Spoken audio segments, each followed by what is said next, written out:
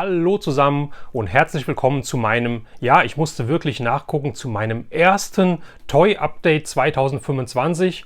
Mein erstes Vintage-Toy-Update 2025 ist Ewigkeiten her, dass ich neue Toys oder Merchandise vorgestellt habe. Das ändert sich jetzt. Hier in dem Video seht ihr jetzt die letzten Neuheiten, die 2025 oder die ersten Neuheiten, die 2025 in die Sammlung gekommen sind. Da gibt es Nostalgisches, da gibt es auch etwas Trauriges. Es ist von allem was dabei, Leute. Also nicht länger quatschen, los geht's.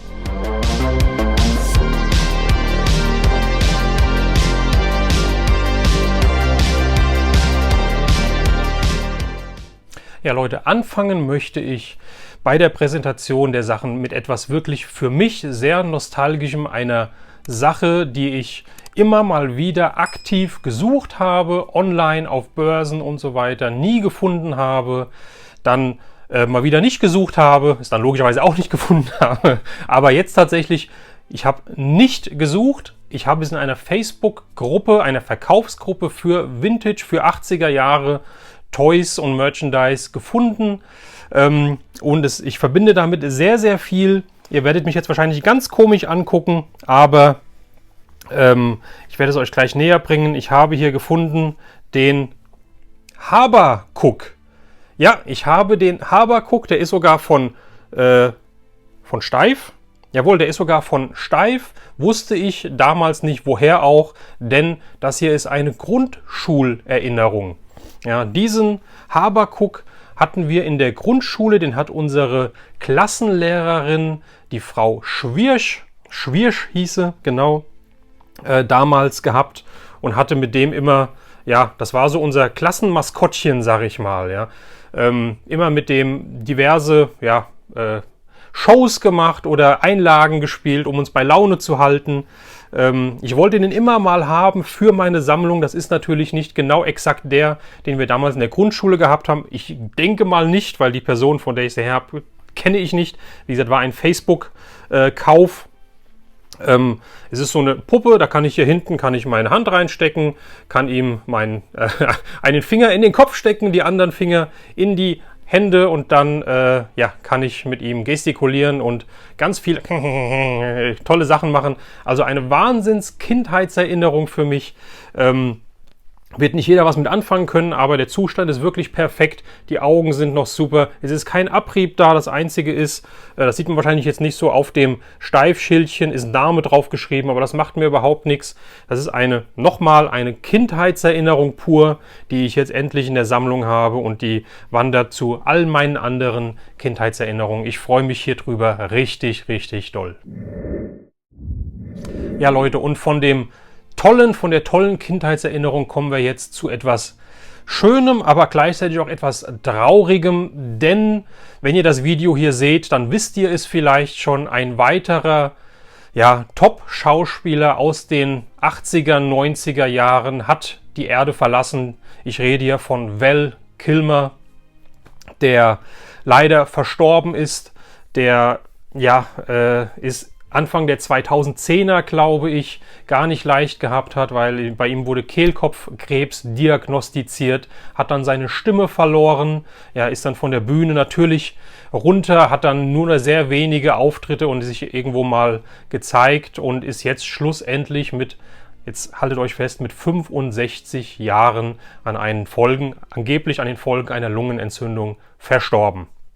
Val Kilmer bleibt, glaube ich, für die Kinder der 80er Jahre, für uns, auch der 90er Jahre und so weiter, unvergessen mit Filmen wie Real Genius, dann natürlich als unvergessen, wird er für ewig bleiben, Iceman in Top Gun an der Seite von Maverick, Tom Cruise. Danach hat er in Willow den Matt Mardigan gespielt, eine absolute Fantasy-Perle von 1988, die ich jedem, der sie nicht kennt, wärmstens ans Herz legen kann.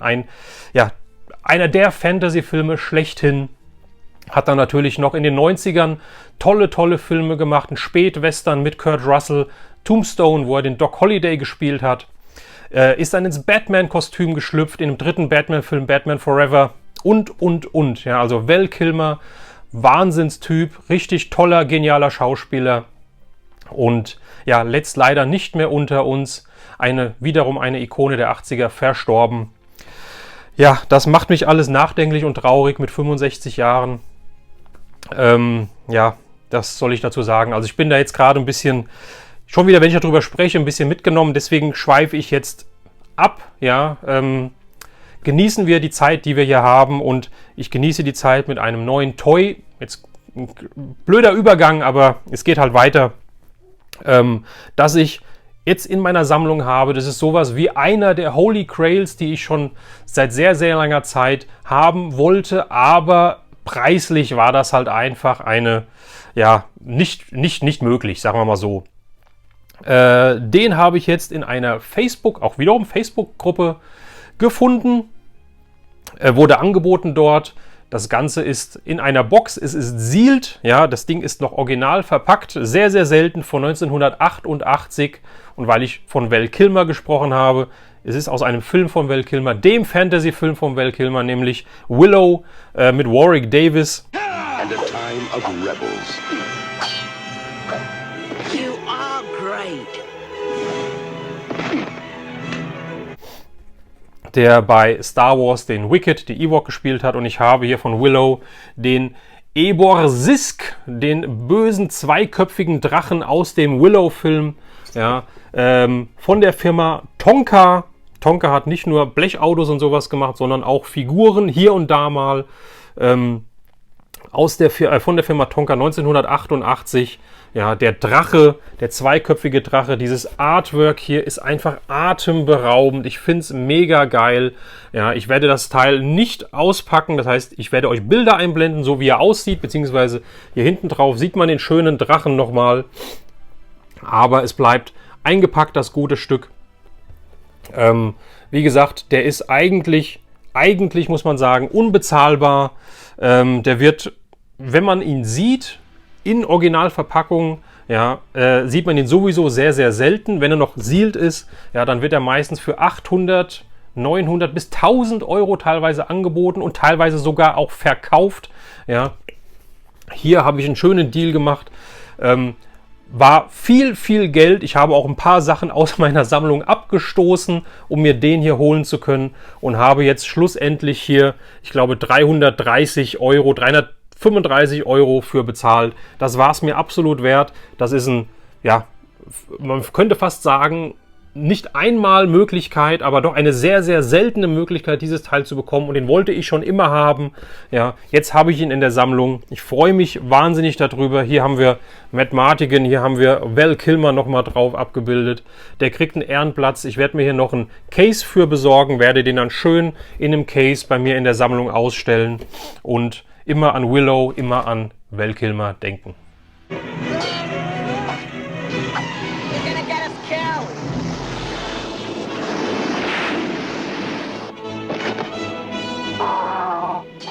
Great warrior and a swordsman. And you're 10 times bigger than I am, stupid! Find a child. Find a child! It was a time when courage could be found where you'd least expect it.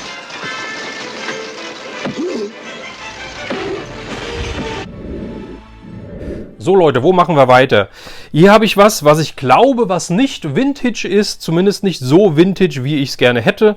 Aber ich habe auf eBay was ersteigert für, ich glaube, 14 Euro, 15 Euro inklusive Versand.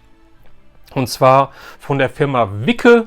Ja, wer den Namen kennt, der weiß schon, was jetzt wahrscheinlich kommt. Ich habe hier einen Wum-Wum, sage ich mal. Ich weiß nicht, wenn ich jetzt... ich sag's einfach mal, wenn ich jetzt Knarre, Pistole oder sowas sage, keine Ahnung, ob das Video dann halt von YouTube beschlagnahmt oder verboten wird oder so. Aber ich habe hier The Terminator, ja, auf der Waffe. Das Ganze ist noch sealed, nenne ich es mal. Die, wie heißen sie, die Dinger hier, die, wie heißen sie denn? Auf jeden Fall ist es noch fest hier. Ich komme gerade nicht auf den Namen. Es ist noch fest auf der Karte drauf. Auf der Waffe steht hier auch Terminator drauf. Das Silber glänzt noch wunderschön. Es ist nicht verblichen oder so. Ja, und ich denke mal, hier habe ich zwar das Endoskelett von Terminator drauf. Ich habe hier auch den Terminator-Schriftzug. Ich bezweifle aber, dass das hier... oh doch, Leute... jetzt, wenn ich hinten drauf, ich habe tausendmal hinten drauf geguckt und jetzt sehe ich, das Ding ist von 2010, also gar nicht Vintage, aber es ist tatsächlich Studio Kanal, also es ist wirklich lizenziert, finde ich krass. Ja, und ich wollte es halt haben. Die Waffe hat, glaube ich, nichts mit dem Film zu tun, so gar nicht, aber ich kann hier hinten so Zündplättchen, sieht man hier, Zündplättchen reinmachen. Der wandert so in meine Terminator, in meine Schwarzenegger-Sammlung. Finde ich sehr, sehr cool. Für den Preis dachte ich mir, kann man da nichts verkehrt machen. Und jetzt habe ich so eine Wicke Terminator, 2010 zwar, aber was soll's, Pistole, jetzt habe ich das böse Wort gesagt, das Teil hier in der Sammlung. So, und weil wir gerade von Terminator hatten, hatte ich mir bei Z-Toys, bei meinem Freund Christian, Grüße an dich, hatte er auf, jetzt muss ich schon wieder sagen, Facebook, also sehr Facebook bezogen, dieses Video hier, hatte er auf seiner Z-Toys Facebook-Seite, macht er, ich glaube jetzt mittlerweile fast jeden Sonntag Claim Sales, das heißt, er postet Waren, die er so nicht im Shop hat, ja, im Online-Shop. Und ja, meistens sind das richtig, richtig gute Preise oder eigentlich sind es immer gute Preise. Sorry, Christian, sind immer gute Preise. Und da hatte er 2 Figuren im Angebot und zwar von Kenner Terminator 2. Das ist einmal hier dieser Farbwechsel T1000, nenne ich es einfach mal. Den hatte er zusammen mit dem T800 Arnold hier. Ja, sieht man das Ganze. Und da kann man hier, glaube ich, irgendwo was draufdrücken. Hinten meine ich. Moment, ich hab's gleich. Da geht nämlich dann da geht nämlich dann hier vorne der Brustkorb runter mit der vorderen Gesichtshälfte und zum Vorschein kommt, oh, wen wundert's, ein Terminator Endoskelett. Ja, diese Figur zusammen mit der und den Waffen, die habe ich jetzt gar nicht hier liegen, komischerweise, aber die Waffen waren auch dabei, haben, glaube ich, zusammen 10 Euro gekostet und Versand lasse ich sein, weil ich hole es mir dann immer im Laden ab. Ja, samstags ist der Laden ja offen von 12 bis 15 Uhr und habe ich mir die 2 mitgenommen, genauso wie aus dem letzten Claim Sale hatte ich eine Figur geclaimed. Ja, für ganze 60 Euro, was ich fand, war ein richtig, richtig cooler Preis. Das Ganze ist von 1988. Beziehungsweise es kann sein, dass die Figur von 89 ist. Ne, die Figur ist auch von 88. Und zwar habe ich hier eine Police Academy Figur, nämlich den Lavelle Jones. Und zwar ist das ja Michael Winslow, der die ganzen Geräusche macht. Police Academy.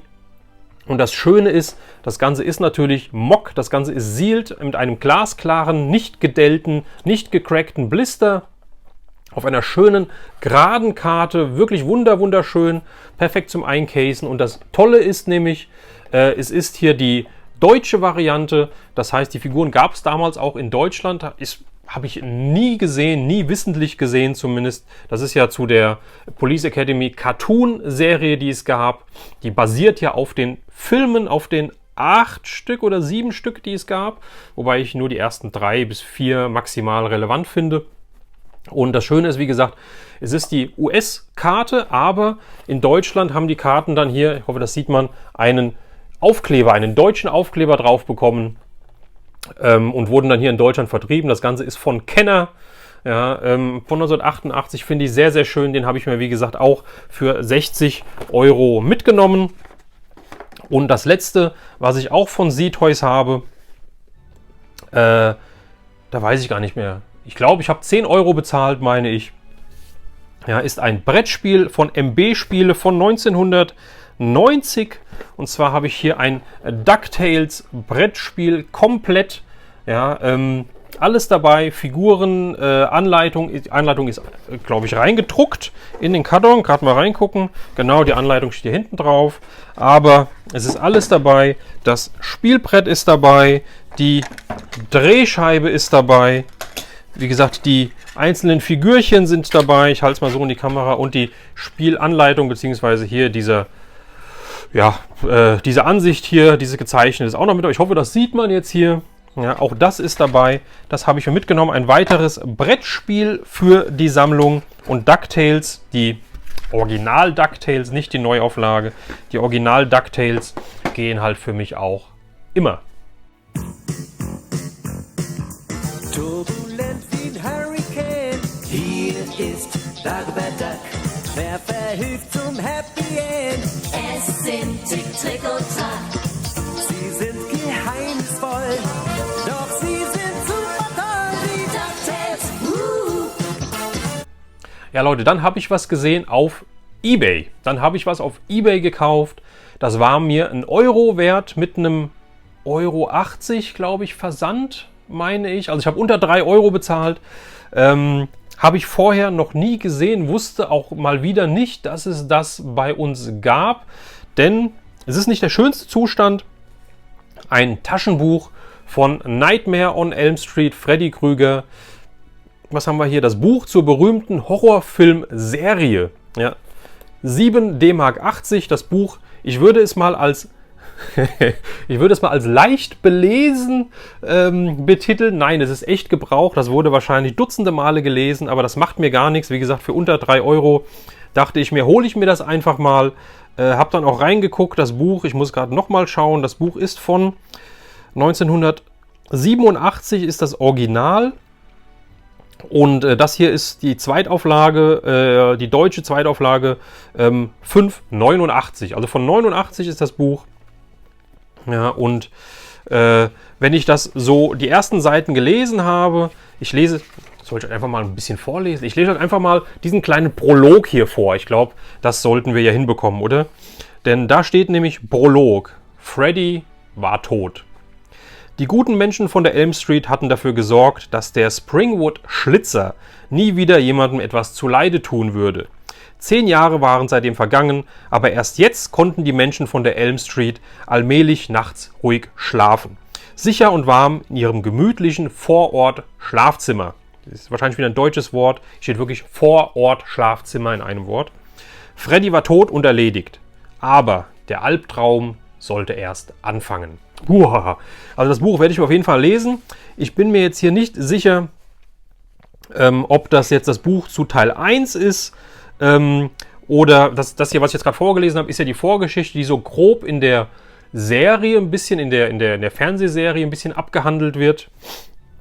Aber wie gesagt, ich werde es lesen. Wenn ihr wollt, dass ich euch mehr daraus vorlese, dann können wir auch mal einen Leseabend mit Retro-Rauner machen oder wie auch immer. Dann sagt mir einfach Bescheid, schreibt es in die Kommentare. Ansonsten lese ich das im Bettchen, wenn es dunkel ist, ganz alleine. So, dann haben wir, ich muss gerade überlegen, das Ganze auch wieder von eBay, eine Figur. Jetzt gehen wir wirklich in die Vintage-Zeit, nämlich ins Jahr 1979. Da gab es einen Film von Walt Disney. Da hat Disney versucht, ja, ernstere, erwachsenere Filme zu machen. Ja, zum Beispiel kam dann ja noch Tron raus, 82 meine ich, war das, ein bisschen später. Aber davor kam The Black Hole, das schwarze Loch. Und da gab es tatsächlich auch Figuren von Mego. Es gab die kleinen 3,75 Inch, meine ich, Figuren, also die Star Wars große. Ich glaube, damit kann die meisten was anfangen. Und es gab 12 Zoll Figuren. Von den 12 Zoll Figuren von Mego, da gab es ja noch von Star Trek, dem Film, von Buck Rogers welche und da auch von Black Hole. Und das gibt immer 6 Figuren aus der Serie. Die haben immer 6 Figuren rausgebracht. Es war wahrscheinlich so eine Wave. Und vom Black Hole habe ich jetzt die dritte von 6 Figuren in der Sammlung. Verpackung ist ein bisschen in Mitleidenschaft gezogen, aber ich habe hier Captain Dan Holland. Ja, eine richtig schöne, große Mego-Figur von 1979. Finde ich sehr, sehr schön. Ja, hier oben sieht man, ist der Karton ein bisschen eingerissen. Ja, sieht man, ich mache da auch nicht weiter jetzt, aber das Ganze ist ansonsten in einem wunderschönen Zustand. Meistens ist, ihr seht hier, das Ganze hier ist so ein Flap hier an der Seite und der ist oftmals hier so, wo diese Box endet, so richtig geknickt. Der ist einwandfrei gerade. Ja, wunderschön. Hier hinten sind die 6 Charaktere drauf, die es gibt. Und davon habe ich den Captain Dan Holland, habe ich jetzt hier. Dann habe ich den Alex Durant, hier unten ihn hier. Das ist Anthony Perkins, die meisten bekannt aus Psycho. Und dann haben wir noch den Dr. Hans Reinhardt, den Maximilian Schell, deutscher Schauspieler, Legende. Ja, die 3 habe ich. Heißt, mir fehlt noch Harry Booth. Ja, das ist er hier. Das ist Ernest Borgnine, den meisten wahrscheinlich bekannt aus Airwolf. Dominic Santini. Dann haben wir noch Charles, oh Gott, ich habe den Film lange nicht mehr gesehen, Pisa. Und wir haben Dr. Kate McRae. Die 3 fehlen mir noch. Ja, dann ist das Ganze komplett. Also wenn ihr da jemanden kennt, der vielleicht jemanden kennt, dann gerne Bescheid sagen und dann wären wir uns mit Sicherheit einig. So, und irgendwie werden die Figuren immer größer. Wenn ihr meine Videos kennt, dann wisst ihr ja sowieso, dass ich sowohl die kleinen Figuren mag, aber auch die großen. Allerdings ist es bei den großen ja immer dann so, ja, ein Platzproblem, auch wenn die dann noch original verpackt sind, dann noch mal größer, wie jetzt die Black Hole Figur. Aber hier konnte ich nicht Nein sagen. Hier habe ich auch auf eBay zugeschlagen für ganze 29 €. War für mich ein No-Brainer, weil ich war hier aus Deutschland. Ja, die Preise in den USA sind höher und da kommt natürlich auch nochmal das Doppelte mit Sicherheit nochmal als Versand drauf. Ja, den habe ich jetzt hier gespart. Also ich habe 29 € bezahlt für eine Figur aus einem Film von 1990. Ein Film, den ich sehr, sehr unterschätzt finde, den ich toll finde. Die Figurenline ist, glaube ich, auch relativ unbekannt. Ja, ein kleiner Geheimtipp von Playmates, weil da ist alles im Schatten der Turtles in den 90ern untergegangen. Ja, aber Playmates hat noch mehr rausgebracht und ich zeige euch jetzt erstmal, was ich hier habe. Von Dick Tracy, dem Film mit Dick Tracy alias, beziehungsweise Warren Beatty alias Dick Tracy, ja, habe ich hier Breathless Mahoney, The Sultry Songstress. Ja, und zwar ist das hier ja, wer den Film kennt, Madonna. Madonna hat da mitgespielt und hat die Sängerin, die Bar-Kneipensängerin, wie auch immer, gespielt. Ja, eine Special Collectors Edition Figur von 1990. Eine wunderschöne Verpackung, auch, muss ich sagen, eine wunderschöne Figur. Ja, ich hoffe, das fängt die Kamera so ein. Ja, das Einzige, was halt ist, ja, das hat mich aber nicht gestört, das war auch in der Beschreibung und an den Fotos gut ersichtlich, aber der Blister hier ist hier neben eingedrückt. Ich weiß nicht, ob man das hier einfangen kann, die Kamera. Der Blister ist hier eingedrückt, aber das macht für mich null, das macht für mich gar nichts. Ja, finde ich sehr, sehr schön, das Teil. Ist noch original verpackt, war noch nie offen gewesen. Ja, von Playmates. Ja, natürlich gibt es hier auch noch dann den Dick Tracy in der Größe. Den suche ich jetzt noch. Also auch hier, wer den hat, wer jemanden kennt, der Dick Tracy hat, gerne zu mir. Ja, ich finde, ja, die Dick Tracy Sachen, alles von Playmates zu dem Dick Tracy Film von 1990 mit Warren Beatty möchte ich sammeln. Ja, es ist 90er Jahre, aber trotzdem finde ich es total toll. Ich mag auch einfach das Artwork. Ich mag dieses grell-gelbe, ja, und auch diese kleinen Playmates-Figuren, die halt in der Größe der Turtles sind, auch die Karten und so weiter. Ich finde das einfach wunderschön und so unterschätzt. Und es ist auch noch gar nicht so teuer und ich bezweifle auch, dass die auch irgendwann mal in Preisregionen von Masters, Turtles, Star Wars und so weiter kommen werden. Also auf jeden Fall jetzt immer noch Zeit, auf den Zug aufzuspringen, sage ich mal. Ich habe noch keine einzige von diesen Figuren. Ich habe ein bisschen Zubehör von Dick Tracy.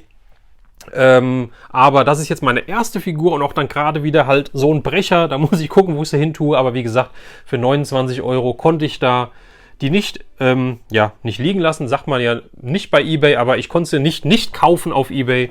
Und die ist jetzt hier auch jetzt in meiner Sammlung. Ja Leute, das war mein Update von Toys und auch, ich nenne es jetzt mal Merchandise, von der guten alten Zeit. Filme, Serien, Bücher, alles was das Herz begehrt. Ihr könnt mir gerne in die Kommentare schreiben, was euer Highlight aus diesem Video war. Ich habe das ein oder andere ich sag's jetzt nicht, ja, natürlich. Ich habe mir alles geholt, also sind alles für mich Highlights, aber das eine oder andere sticht dann doch noch ein bisschen mehr hinaus. Ich bin gespinnt bin ich, ja, ich spinne auch ab und zu mal. Ich bin gespannt, was ihr sagt. Schreibt es, wie gesagt, in die Kommentare. Ansonsten, wir sehen uns beim nächsten Video, Leute. Vielen Dank fürs Zuschauen, macht's gut. Euer Retro Raune.